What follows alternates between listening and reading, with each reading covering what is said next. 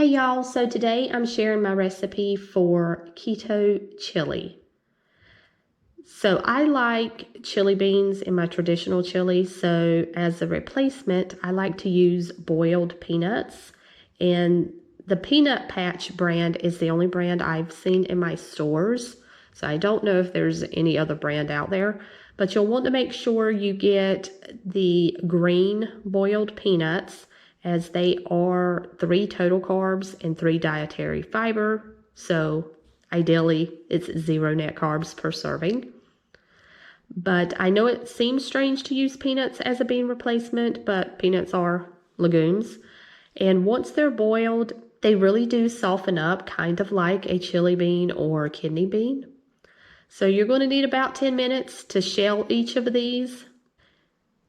And then once they are shelled, I just like to soak them in a little bit of water until I need them, because they are salty, so that'll help draw out a little bit of the extra salt. So to my saute pan, I am going to add some bacon fat, but you can use olive oil or avocado, whatever you prefer. And then you'll add some finely diced onion. I'm using about 1/4 of an onion. And then to that, I'm going to add 1 pound of ground beef. You could mix it up, use some ground beef, ground sausage, whatever type of meat you like in your chili. And we're just going to start cooking this until it's no longer pink. And while it's cooking, I'm going to go ahead and add in about 1 tablespoon of finely diced jalapeno. You could add more if you want it to be a little more spicy, or you could leave this out altogether if you wanted to. And then I'm also going to add in my seasonings. So in this bowl, I have some cumin, garlic and onion powder, and some black pepper.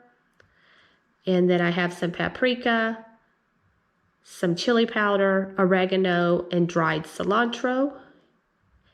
And I'm going to mix these all together with 1/4 teaspoon of xanthan gum.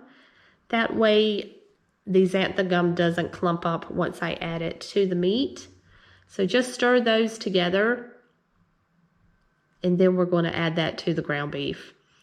Now you can leave the xanthan gum out if you'd like. I just find that it gives the chili a little bit of sort of texture, a little body. It thickens it up a little bit.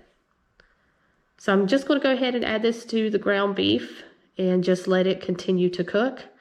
Now you'll notice I didn't add any salt, and that is because the peanuts are salty. So I'm going to allow the peanuts to cook in the chili a little bit before I add any salt. So once the ground beef is cooked, you can drain any of the fat off if you like, but I just leave that in there because I already added my seasonings. So if you do want to drain your fat, you may want to wait until afterwards to add your seasonings. So then I'm going to add some beef broth and 1 can of fire roasted tomatoes. Now I like to blend my fire roasted tomatoes up in a blender till they're smooth.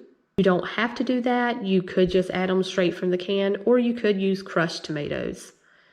And then I'm also going to add 1 can of rotel tomatoes with the chilies. This is just the Aldi brand.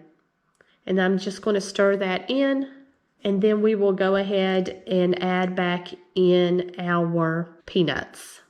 You'll drain them first and then add them back in. And then just stir those in and let those simmer for about 10 minutes. This way it can let out any additional salt into the chili. Then you can taste it, and if it does need any salt, you can add some. So I'm going to add about 1/2 teaspoon of salt. And then I'm going to let this simmer for about another 10 minutes. So while it simmers, I like to eat my chili over traditionally rice, but here I am using hearts of palm, and I really like the Natural Heaven brown rice over their white rice. The brown rice just tastes more like rice to me. So this I typically pick up at like a TJ Maxx or Home Goods. At least in my area, they tend to always carry this. Otherwise, I do think you can order this on Amazon. So I just like to pop it in the microwave with a few tablespoons of butter. And then once my chili is done simmering, I'll just scoop some of the rice into the bowl and top it with some of the chili. And then I do like to add some cheese and green onions and sour cream. And that is it. This is super delicious. And it's something, even if you leave the peanuts out, it's something the whole family could enjoy. Thank you guys for joining me today. If you do end up trying out this recipe, let us know what you think down below. And I will see you guys in the next video. Bye.